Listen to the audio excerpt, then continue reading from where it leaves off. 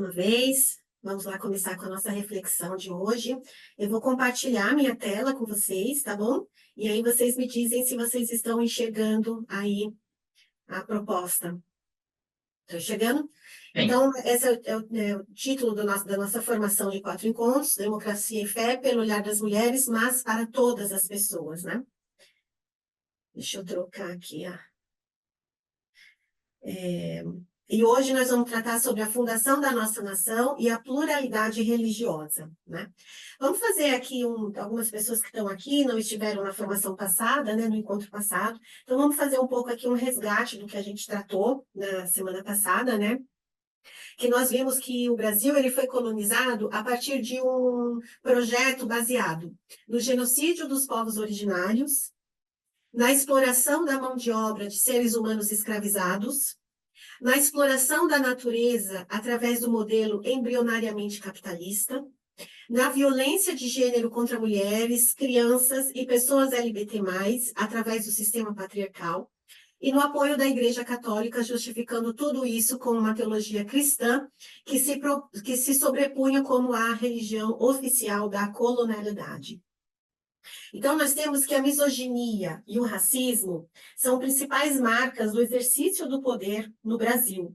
Desde a sua colonização, nós fomos caminhando, né, pelos períodos históricos do nosso país, e nós vimos que esses traços sempre estiveram presentes na condução social do nosso país desde a fundação. Bom, nós vimos também que a democracia não é algo que está dado, né? A Sui trouxe isso para a gente aqui no início do nosso encontro. Nós precisamos lutar pela democracia. Quando nós falamos em democracia, a democracia como o poder do povo, como o governo do povo, a gente tem sempre que se questionar quem é esse povo, né? Quem é esse povo? Quem faz parte desse povo? No encontro passado, nós nos questionamos se, por exemplo, as mulheres faziam parte desse povo. Nós nos questionamos se as pessoas LGBTQIAPN+, fazem parte desse povo, né? Quem é o povo que manda? Quem é o povo que exerce o poder, né? E aí a gente descobriu, nós percebemos, né, que devido ao processo histórico de misoginia, né, o que é misoginia? É a raiva, é o ódio às mulheres, né, é a tentativa de controle dos corpos das mulheres. Então, esse é um processo histórico que aconteceu no nosso país. A misoginia, a democracia atual não representa as mulheres. Nós estamos subrepresentadas nas esferas de poder e decisão do povo. Então, nós precisamos lutar para alargar esses espaços. Precisamos ocupar esses espaços se nós quisermos ter uma sociedade socialmente justa, uma sociedade mais igualitária, né? E aí nós vimos também que o cristianismo não é contrário à democracia, né? Pelo contrário, a pessoa cristã deve lutar pelo alargamento da democracia, porque o reino de Deus é um lugar onde cabem todas as pessoas, né? Onde cabem todas as pessoas, independentemente da sua raça, independentemente da sua orientação sexual, independentemente da sua sexualidade, do seu gênero, todas as pessoas cabem dentro do conceito de reino de Deus. E hoje nós vamos ver também que, independentemente da sua fé, né, todas as pessoas cabem no reino de Deus. Bom, então, começando com o tema propriamente dito do nosso encontro de hoje, a gente vai ter o seguinte, que nós não podemos negar que desde a fundação da nossa nação, a religião sempre esteve imbricada com as questões do exercício do poder, né? Então, nós vimos que desde a colonização, desde que as primeiras caravanas saíram da Europa com destino às Américas, elas já saíram da Europa sob a permissão de bulas papais, senão as caravanas não teriam saído de lá rumo ao Novo Mundo. Então, fica a pergunta, né? Se a religião, se a espiritualidade, né, sempre esteve imbricado com os movimentos de poder, de exercício do poder, de controle social, e se a gente deve se perguntar sempre qual é o espaço democrático, qual é o espaço em que as pessoas participam, quem são as pessoas que participam. Então, hoje, o convite é para que nós perguntemos: as pessoas que professam religiões que não sejam as de matriz cristã exercem o poder e participam do governo social? né? Então, assim, a religião sempre esteve imbricada com o exercício do poder. Qual religião? Todas as religiões, né? Aí a gente tende a, hoje nós tendemos a acreditar, a pensar, a idealizar, né, que o direito à religião, o direito à crença, ele é um direito universal, ele cabe a todas as pessoas, é um direito humano, todas as pessoas têm o direito de professar a sua fé, né? E isso é quase um senso comum na nossa sociedade. Por que que eu digo que é quase um senso comum? Porque, na prática, muitas pessoas, muitos grupos sociais que não são de matriz, não exercem espiritualidade de matriz cristã, eles sabem que não tem esse direito à liberdade de credo, não tem esse direito à liberdade de fé, né?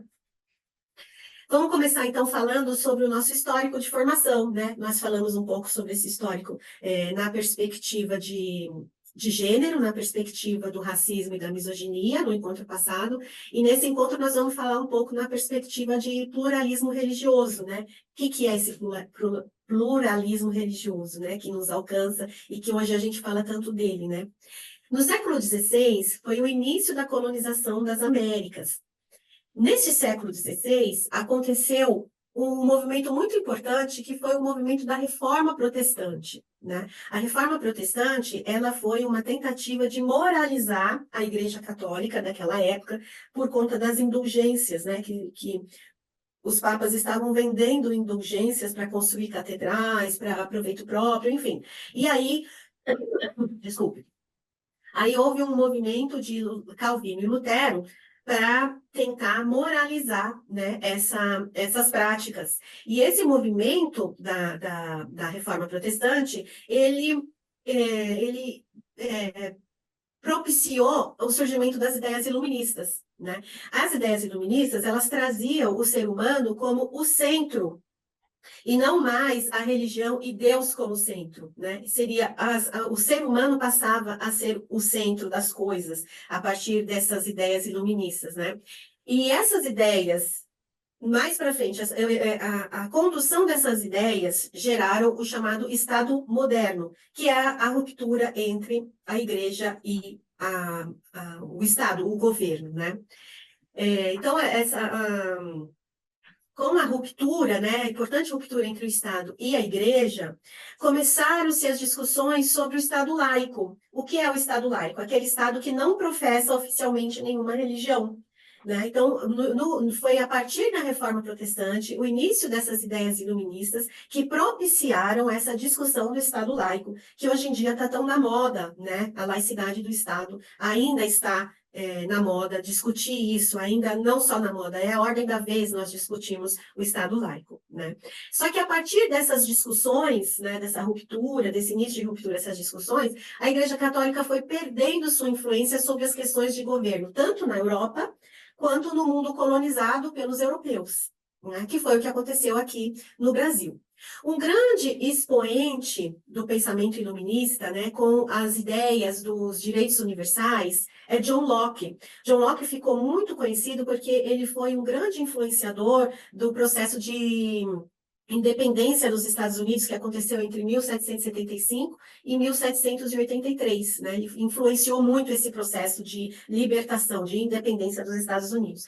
E tem uma questão interessante sobre John Locke que pouco se fala, né? Ele era um traficante de pessoas escravizadas, ele era acionista de uma empresa que trabalhava com o tráfico negreiro, né? Então, isso significa o seguinte, que essas ideias universais, essas ideias de direitos universais, igualdade entre as pessoas, né? Essas ideias iluministas que forjaram o chamado Estado moderno, nessas ideias não cabem os seres humanos escravizados, ou seja, as pessoas negras não sendo humanas, podendo ser escravizadas. Por isso, elas não faziam parte de quem tinha os chamados direitos universais. Então, imagina, John Locke, que foi um grande idealizador das ideias iluministas do Estado moderno, para ele, as pessoas negras não estavam inclusas nos chamados direitos universais. Outro nome importante dessa época foi Hegel, né? Para o Hegel, só a arte que podia fazer a representação do sensível do espírito. Claro que Hegel tinha outras ideias também, eu trouxe essa aqui só para que a gente pudesse visualizar um pouco mais sobre essa dicotomia entre os iluministas e a defesa dos seus, né, de quem tinha os direitos, os chamados direitos universais. Então, para Hegel, somente a arte podia fazer a representação do sensível, do espírito. Né? A arte era algo iluminado, era quase uma espiritualidade, né? Uma fé. Só que também para ele, a África não se enquadrava nesse espaço, porque para ele a África não tinha cultura, a África não tinha humanidade, a África não tinha espiritualidade, e, portanto, a África não tinha Deus. Então, os grandes pensadores do Estado moderno, os iluministas Hegel e Locke, eles não consideravam os seres humanos negros como parte, né, dessa nova sociedade que estava se formando a partir do Estado laico. E a efervescência do Estado laico no Brasil trouxe discussões sobre a democracia e a laicidade para a nossa sociedade, né? Nessa época do século XVIII, ocorreu também a Revolução Francesa, cujo grande expoente da Revolução Francesa foi Voltaire, com um tratado sobre tolerância, né? Tolerância entre as pessoas humanas. E o interessante é que Voltaire também era traficante de pessoas escravizadas. Ele também era acionista de uma empresa que trabalhava com o tráfico negreiro, ou seja, para ele, tolerância para os brancos europeus e não tolerância para as pessoas negras, né? E como Locke, ele vivia do tráfico negreiro, e os dois também, eles participavam da maçonaria, que é uma tentativa de deslocamento dos iluministas, né, dessas pessoas que estavam idealizando o Estado moderno. Eles estavam se deslocando da Igreja Católica e em um movimento para deslocar a Igreja Católica da influência do governo.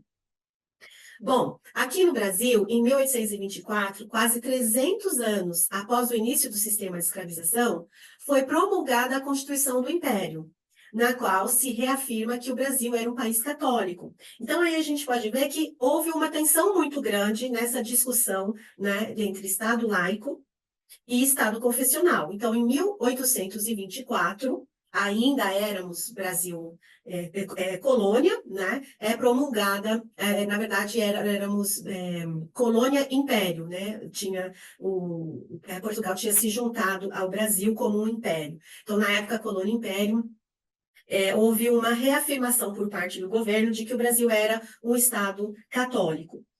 Em 1830, foi promulgado o Código Criminal do Império, no qual havia artigos de perseguição às práticas espirituais não cristãs católicas, né? Então, o Brasil se declarou o Estado confessional, se declarou católico, e quem não era católico, quem não exercia espiritualidade católica, era perseguido, né? E o Código Penal, o Código Criminal, ele declarou como crime a capoeiragem.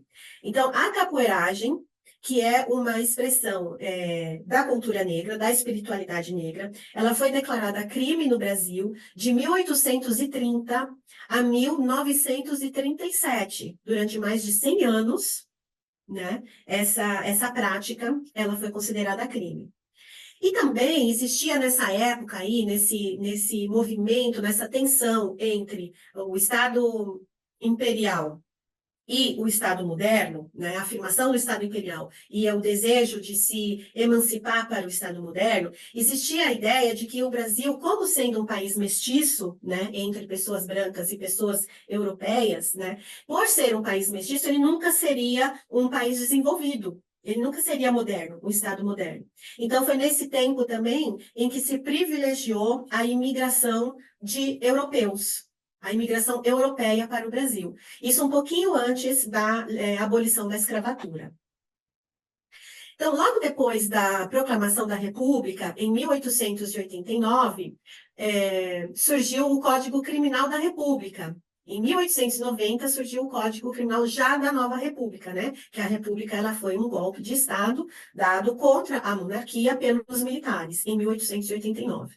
Em 1890, existiu esse Código Penal, né, que era uma tentativa de acomodação das questões sociais, e esse código ele criminaliza as práticas de saúde, as práticas culturais e as práticas espirituais da população negra, que foi conhecido como o chamado espiritismo. E não só da população negra, mas também da população indígena, né, que tinham suas crenças, que tinham sua espiritualidade própria, baseado no espiritismo. Então, o espiritismo, que era práticas da população negra e da população dos povos originários, foi considerado crime no Brasil até 1940. Por 50 anos, o espiritismo foi considerado crime no Brasil.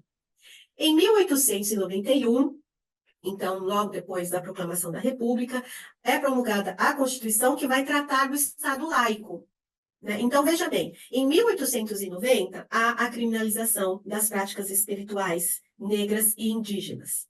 Em 1891, a Constituição vai falar de Estado laico, né? Que Estado laico é esse? É o Estado que propôs, né, a separação entre o governo e a igreja. Essa separação é apenas uma separação simbólica. A gente pode ver que até hoje, né, as religiões de matriz cristã têm muita influência no governo. Então, mas é uma separação simbólica, né, que acontece. A influência da Igreja Católica nas instâncias de poder. Mas não foi considerado Estado laico para a liberdade de culto das religiões de matrizes não cristãs. Então, o Estado laico, o original no Brasil, ele originou, o Estado originou foi ótimo, né? Mas o Estado laico no Brasil, ele se originou a partir da ideia de retirada da Igreja Católica das instâncias de poder, e não da liberdade de culto. Pelo contrário, né? Cultuar religiões espirituais eram considerados crimes. E também nessa época do século XIX, né, nós estamos falando aí em 1890, nasce a ideia da separação entre religião, mística e magia. Então, essa ideia da religião, ela é uma ideia construída, academicamente construída, e academicamente construída na Europa, muitas vezes, a partir de relatos de diários de viajantes, de pessoas que foram para a Europa e para a Ásia, né? Muitos dos pensadores do iluminismo, muitos dos pensadores que criaram essa separação entre religião, mística e magia, sequer estiveram presentes nesses continentes, nessas regiões. Então, eles elaboraram essa ideia, né, sobre religião, mística e magia, a partir de relatos que eles leram em livros de viajantes. Então, a ideia de religião, ela é construída. Antes do século XIX, não se falava em religiões, né? Isso fazia parte da cultura, da convivência do povo. Isso passou a ser uma coisa construída a partir do século XIX.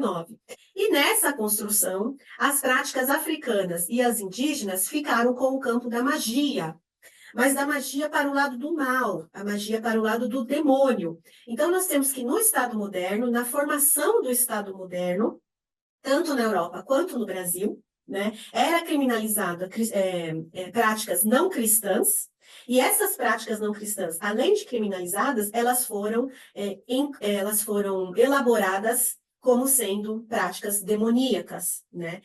E aí, então, a gente começa a ver o início do racismo religioso no Estado moderno, né? O que era praticado pelas pessoas negras e os povos originários eram do demônio. Então, em última instância, na sociedade, no dia a dia, na prática, né? Isso vai gerar ódio de perseguição. Se é do demônio, tem que ser combatido, né? E é assim que se fortalece até os dias de hoje esse pensamento tão perverso que é o racismo religioso. Até os dias de hoje nós temos que as práticas de religiões não cristãs são práticas demoníacas, né? Então, a partir dessa reflexão, nós vamos perceber que a proclamação da República, sob as ideias iluministas, sob os chamados direitos e liberdades universais, não deixou todos os povos em pé de igualdade com relação às suas práticas religiosas. Então, uma prática era permitida, uma prática era incentivada, uma prática era considerada a legal, a prática cristã. Outras, como as práticas espirituais, eram coagidas, consideradas criminosas, ilegais e extensamente perseguidas. Essa é a formação do Estado moderno na Europa e no Brasil. Então, hoje a gente tem que a diversidade é uma marca do nosso povo, né, que tem a sua origem entre os povos originários, os negros africanos, os brancos portugueses e outros imigrantes europeus que aqui chegaram. Essa é uma marca do nosso povo. Essa diversidade é uma beleza que nós temos, mas ela nem sempre é, ela é considerada. Ela nem sempre é considerada como uma bênção, como algo bom, como uma fonte de potencialidade do nosso povo. Pelo contrário, né? Pelo contrário. Muitas pessoas acreditam que é exatamente por conta dessa diversidade de cores, sabores, espiritualidades que nós temos nos 4 cantos do Brasil, que nós não somos um país desenvolvido, né? Por quê? Porque o nosso passado colonial moldou o nosso pensamento a partir de uma visão eugenista europeia. O que é uma visão eugenista? É aquela visão da raça pura, a raça pura que é a raça forte, que é a raça limpa, né? Essa miscigenação de raças, ela enfraquece o povo. Essa é a visão eugenista europeia. E essa visão continua ditando o nosso comportamento até os dias de hoje. Ela dita o nosso comportamento, ela dita a forma como nós olhamos para as outras pessoas, ela dita a forma como nós respeitamos a fé ou não respeitamos a fé das outras pessoas. Então, o nosso passado nos trouxe até aqui. É muito importante que a gente tenha essa perspectiva do passado, para que a gente possa entender que isso não nasceu, não é da humanidade, não nasceu no ser humano. O ser humano não nasceu com essas características. Essas foram características culturais que nos forjaram até o dia de hoje. Bom, e o que a Bíblia pode nos ensinar a partir do pluralismo religioso? Nós lemos o texto da mulher cananeia, né, também chamada mulher sírio-fenícia, que é um texto que nos coloca aí em uma cena de uma casa judaica, né? Então, é uma mulher que procura Jesus, né? Jesus não dá importância para ela, não a responde. Ele sabia que ela não era judia, ele sabia que ela fazia parte da região de Tiro, né? Ele sabia que aquela mulher ela tinha uma crença espiritual politeísta, diferente, né, da crença judaica. Então ele não a responde. Por quê? Porque até aquele momento ele estava entendendo. Vou parar de compartilhar aqui, vou pedir para o Fernando compartilhar, por favor, Fernando, o texto bíblico, que aí a gente vai entendendo versículo a versículo, para a gente conseguir construir a cena, né? Essa cena que o texto de Mateus, mas não só o Evangelho de Mateus, os outros evangelhos também nos trazem essa cena, tamanha a importância dessa mulher para o projeto de Jesus, né? Aí a gente projetando aqui, dá para projetar, Fernando? Então, Tá, obrigada. é. Então ela é uma mulher que está na região de Tiro, Jesus está ali, né? Uma região circunvizinha à Galileia, né? E aí os discípulos falam, manda ela embora, porque ela está gritando, ela está desesperada atrás da gente, né? E aí Jesus não é uma pergunta, é uma afirmação, né? Quando foi lido em tom de pergunta, mas não é uma pergunta, é uma afirmação. Jesus respondeu, não fui enviado senão as ovelhas perdidas da casa de Israel. Ou seja, até esse momento, Jesus está entendendo que a mensagem dele era apenas para as pessoas judaicas, era apenas para os judeus. Pessoas de outros povos, de outras crenças, elas não faziam parte desse chamado reino de Deus. Elas não podiam conhecer, elas estavam impedidas de fazer parte dessa mensagem. Mas a mulher insiste, né? A fé dela a faz insistir, ela insiste. E ela fala, Senhor, me ajude, né? E Jesus responde: não é correto pegar o pão dos filhos e jogá-lo aos cachorrinhos. Então, essa cena, né? Crianças à mesa, comendo pão, e os cachorros esperando esse pão, né? Imagina uma cena que você tira o pão da criança e joga para os cachorros. Isso não é correto. Jesus Cristo fala, isso não é correto. O que isso aqui está querendo nos dizer? Essa mulher, ela fazia parte da região de Tiro, né? Ela fala Tiro, Sidom. E essa região era uma região que economicamente explorava a Galileia. Eles cobravam impostos da Galileia. E esses impostos iam em forma de pão. Então, literalmente, Tiro e Sidom comiam pão que era destinado aos judeus. né? Então, por isso que ele fala assim, não é correto tirar o pão dos filhos, né? E por que, cachorros? Por este fato, né? Pelo fato de que Tiro, essa cidade, esse povo que participava dessa cidade, que compunha essa cidade, era um povo inimigo dos judeus, porque explorava os judeus, deixava muitas famílias judaicas com fome, né? Então, eles eram inimigos. E nessa época, os inimigos dos judeus, eles eram considerados cachorros do mato. Eles eram chamados de carniceiros. Por isso que Jesus fala, não é correto pegar o pão dos filhos e jogar para os cachorros. Jesus está dentro dessa condição, desse pensamento judaico, né? De que judeu acolhe judeu, judeu não acolhe não judeu, né? E que o povo inimigo é desumanizado, é considerado um animal. Né? E aí a mulher disse, puder subir um pouquinho, Fernando? E a mulher disse, é verdade, Senhor, pois os cachorrinhos comem das migalhas que caem da mesa dos seus donos. Ou seja, até as migalhas dos judeus, até a migalha que você puder me dar, Jesus, vai saciar a minha fome enquanto não judia. Tá vendo? É isso que esse texto está dizendo para a gente. É verdade, Senhor, pois os cachorrinhos comem das migalhas. Ou seja, você não precisa ir na minha casa, você não precisa encostar na minha filha, você só me dá uma migalha do seu poder religioso, do seu poder espiritual, que a minha filha já vai ser curada. Isso já vai me salvar. Então Jesus exclamou, mulher, que grande fé você tem.